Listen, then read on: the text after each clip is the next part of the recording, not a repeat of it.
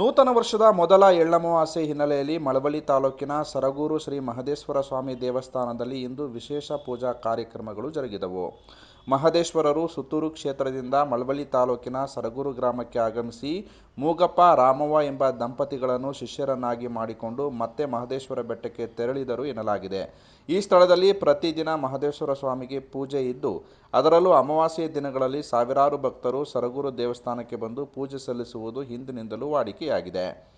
ಎಳ್ಳಮಾವಾಸ್ಯೆ ಹಿನ್ನೆಲೆಯಲ್ಲಿ ಅರ್ಚಕ ಗಿರೀಶ್ ಮಹದೇವಸ್ವಾಮಿ ಮೂಗಪ್ಪ ರಾಮವ್ವ ದೇವರುಗಳನ್ನು ಸ್ವಚ್ಛಗೊಳಿಸಿ ವಿವಿಧ ಹೂಗಳಿಂದ ಅಲಂಕರಿಸಿ ರುದ್ರಾಭಿಷೇಕ, ಏಕವರಾಭಿಷೇಕ, ಶಾಲಿಧಾನ್ಯ ಅಭಿಷೇಕಗಳನ್ನು ನೆರವೇರಿಸಿ ಬಳಿಕ ಮಹಾಮಂಗಳಾರತಿ ಮಾಡಲಾಯಿತು.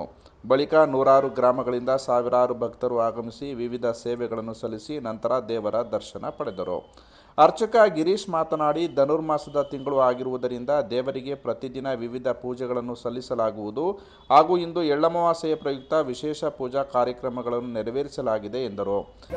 ಬೆಳಗ್ಗೆ ಧನುರ್ಮಾಸದ ಪೂಜೆ ಆಗುತ್ತೆ. ಪ್ರತಿ ವರ್ಷ ಧನುರ್ಮಾಸದ ಒಂದು ತಿಂಗಳು ಬೆಳಗ್ಗೆ ಸೂರ್ಯ ಮೂಡಕ್ಕೆ ಮತ್ತು ಅಭಿಷೇಕ ಅವನಾದಿಗಳು ನೈವೇದ್ಯ, ಮಹಾನೈವೇದ್ಯ ಎಲ್ಲ ಇತ್ತು. ಶಾಲೆಗಳ ಅಭಿಷೇಕ, ರುದ್ರಾಭಿಷೇಕ, ಹೆಣ್ಮಜ್ಜನ ಪೂಜೆ, ಇಲ್ಲಿ ಮಹಾ ಚತುರ್ಥಿ ದಿನ ಹೆಣ್ಮಜ್ಜನ ಪೂಜೆ ಆಗುತ್ತೆ. ಪೂಜೆ ಎಲ್ಲ ತೀರಿಸಿ ಮಹಾನೈವೇದ್ಯ ಮಹಾಮಂಗಳಾರತಿ ಆಗುತ್ತೆ ಧನುರ್ಮಾಸದ ಪೂಜೆ. ಇಲ್ಲಿ ವಿಶೇಷ ಏನಂತಂದರೆ ಇಲ್ಲಿ ಅಲ್ಸ್ಕೊಂಡಿರ್ತಕ್ಕಂಥವ್ರು ಮಕ್ಕಳಾಗಲಿ ಅಥವಾ ಮರಿ ಆಗಲಿ ಇವೆಲ್ಲಕ್ಕೂ ಕೂಡ ಮಹದೇಶ್ವರ ಮಾಡ್ತಾರೆ.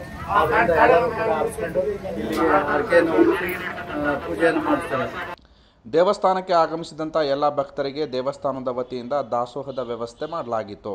ಇದೇ ವೇಳೆ ಹಿರಿಯ ಅರ್ಚಕರಾದ ವಿಶ್ವನಾಥ್ ಕುಮಾರಸ್ವಾಮಿ ಸೇರಿದಂತೆ ಇತರೆ ಭಕ್ತರು ಹಾಜರಿದ್ದರು.